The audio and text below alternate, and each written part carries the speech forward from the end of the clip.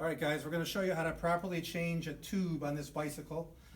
This bicycle has a slow leak. There's some air in there, but it gets slow every like 12 hours, so we're going to put a new tube in there. You wouldn't want to patch one really, you pretty much just want to replace the tube. The patches tend to not hold over time. Okay, so the first thing we'll do is undo the quick release skewer here. It could be tight, but so put a little muscle into it, open that quick release skewer. Oh, we forgot something. We got to put it in the first gear down here, actually the lowest, smallest sprocket. Shift it down to there, okay? Come back around here. Stop the tire from turning so you don't get your fingers in the spokes. Okay. Loosen up the quick release skewer. Okay. Loosens up usually pretty easily. And the wheel should just pop down.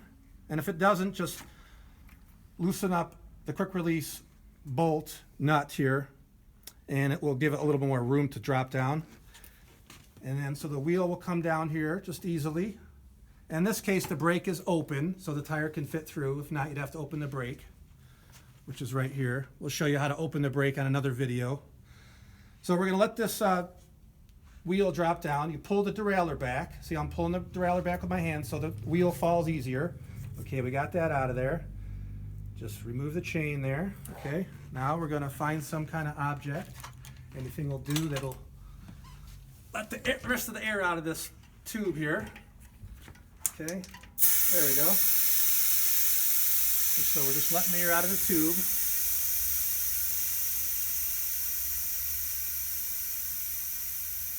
All right, you're going to need a few tools for this job.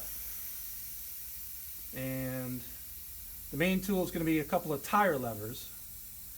I'm going to grab those here. That's enough air let out here. I'm going to grab these tire levers over here. Two should do it in this case because the tire feels pretty loose on there. So we will, starting at the opposite side of the valve, you put your tire lever in here. You can't do it, you don't do it by the reflector, you just do it right by the next spoke. So we'll just put that in there like that, just under here. Flip it, and then you can hook it there so you don't have to hold it. Right there, hook the lever on the spoke.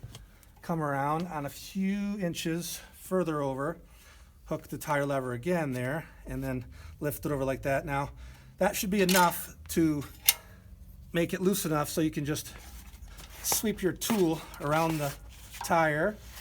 Okay. So we got the tire off the rim on one side. Now we take the tube out. Okay. Pull it out of the valve hole there. All right. Now what you got to do, which is very important, is check the tire. Make sure there's no glass or wires poking through the tire. Otherwise, you're going to have to pull that out before you put the new tube in. Okay. Ow! No, it's not. Just kidding. Nothing there. So be careful you don't cut your fingers running through here, because sometimes there'll be something sharp like glass or a wire. Okay, I don't feel anything in there. Good. So you grab your new tube. Okay, got it. Just want to put a little air in it just to keep a form on the tube. Okay, perfect. Now, find the valve hole.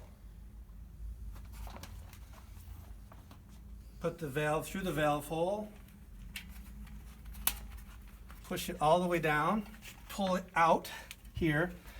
Bring the tire around over the tube and start tucking it in like this, all the way around. Okay.